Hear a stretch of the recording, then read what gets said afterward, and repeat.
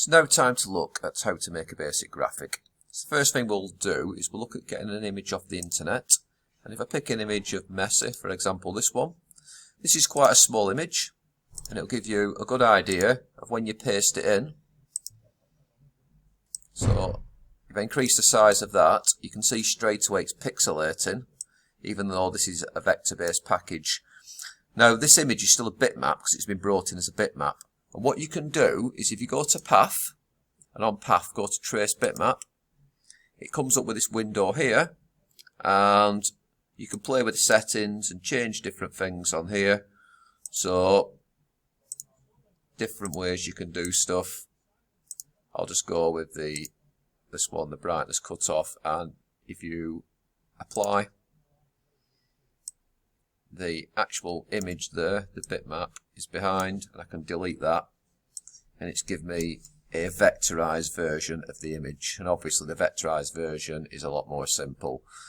You can experiment with Trace Bitmap, and you can do lots of different things by playing with the settings. You might ask, if your window looks different to mine, how do you get these panels up? How do you change the view of the window? If you go to View, there's loads and loads of different settings here on how to view the window. You can work your way through and look at all the different display modes and set it out however you want the package to work for you.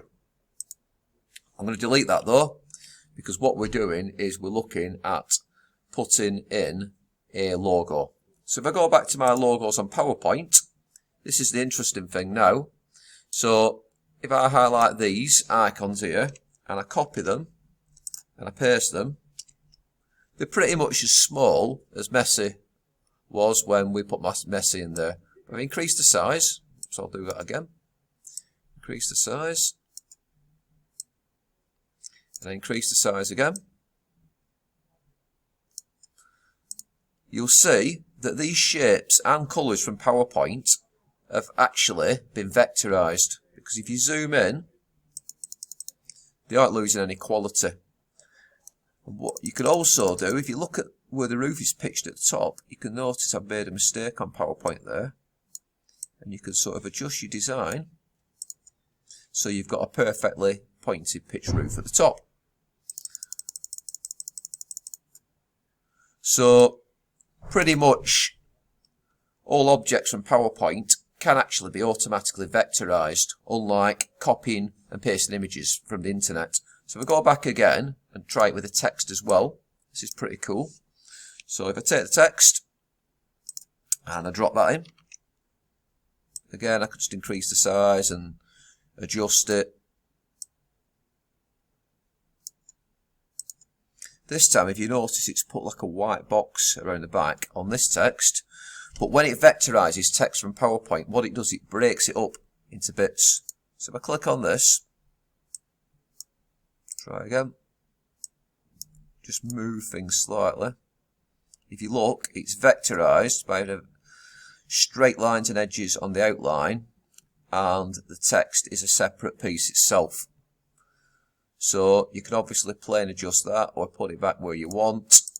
On this one, for example, it's just the style of the font I've used in PowerPoint. You can move things over, take the bits that you want, and they'll stay vectorized. And the things at the back, you can just press the delete button and it deletes them off like that.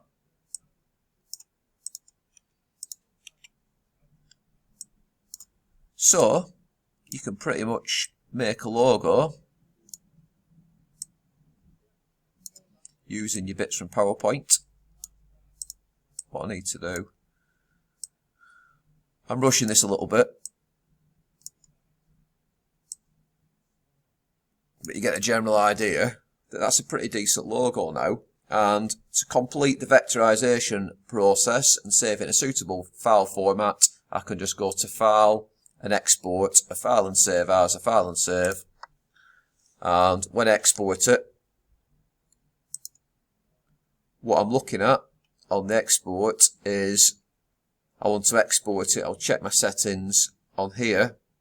I want to change it from a PNG to the SVG. Now you've got an Inkscape SVG, which is good for editing on Inkscape, and you've also got a plain SVG.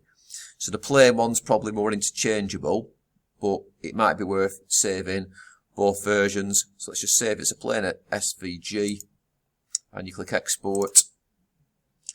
And I've already made one of this name because I've done an experiment, so I'm just going to replace that. And what you're probably best doing before you save it is just clicking on this here, and this will show you which file or folder it's changing into, and the file name here, it's just called it bitmap. Obviously it's not a bitmap because it's an SVG, so just change the file format. Again, we'll do that in a minute. But your file name, we're going to call it something like, we'll call this one Home Fit Logo. Click save. So this time, when we save it as an SVG, it will export it as Home Fit Logo. So it's got a sensible file name. And obviously you can direct it here into the correct folder of where you want to save it. So have a go with that. And if you want to actually start from scratch on Inkscape and make all the different shapes and fonts yourself using this package, you can. I'll show you some tips and tricks on how to make a logo from scratch using Inkscape in the next tutorial.